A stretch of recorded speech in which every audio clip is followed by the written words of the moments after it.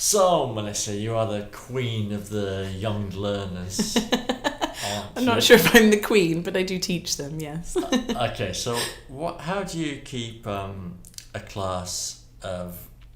what's the youngest you've ever taught? The youngest I've taught is 3 years old. Wow. Okay, so how do you keep a class... And that's like, throughout the whole year?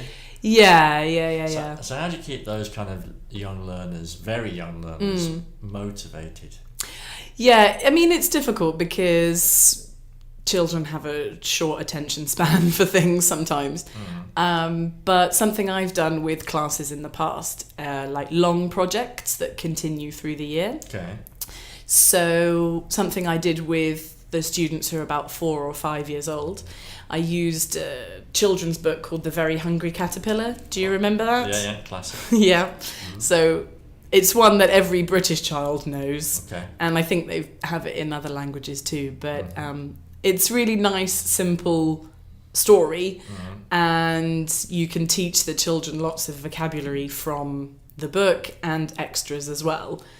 So they like the story because it's nice and there's, videos that you can show them of it. So they get familiar with the story. Okay. And then So get them accustomed to it and then and then what do you do? Well, I then choose some vocabulary from the book and extras to teach in chunks, as it were. So, for example, in The Very Hungry Caterpillar, the first page is, by the light of the moon, a little egg lay on a leaf. So then I take the word moon and I teach them moon, sun, stars, etc. Okay, night and day. Yeah, so morning. words kind of around that word. Okay, yeah, good. And then we practice them and do arts and crafts based on it. Yeah. So, for example, we made these little stars from cardboard and tinfoil. Oh, right. And then I also get the children to do some kind of drama activity for each part of the story. Okay. So with the stars, I had a big piece of like navy blue material and I lay it on the floor and the children lay on top of it with their star next to them and I made them repeat by the light of the moon. Okay. So then I record them speaking the words and being involved. And then I do that for each part of the story, learn some vocabulary, do some arts and crafts, do a little bit of drama. And then they get really excited about it. And each lesson they're like, caterpillar, caterpillar, and I want to be the caterpillar. And they get really excited. And then so how long does that project last? Well, last year I did it for the whole year. So I had the children for 2 lessons a week, and one lesson would be something else, like reading practice or whatever. Yeah. And the other lesson... War and Peace. Yeah, exactly. And then that was just for starters.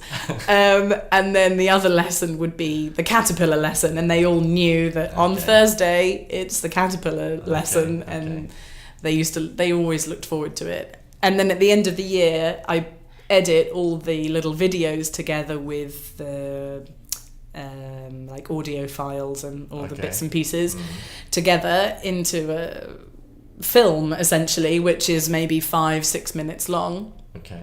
But then you can show it to them and they see themselves and the parents obviously see them. And did you do like a performance or anything like that, like an end of year? I tried that one year to do like a live performance, but it was difficult because too little. They're quite young and they get embarrassed when the mums and dads are there and not all of them come to the last lesson, and then it's very difficult to do a live one. Okay, but they have something to take away, like a video portfolio almost. Yeah, exactly. And I make it into a little film and put like credits on, you know, starring and their names and stuff, and the parents love it as well. And it's a nice thing that they can look back on in years in the future and like, oh, this is the first English class I did. Yeah, look what I created. It does sound amazing, yeah. It's really good and they love it. So I found it really successful.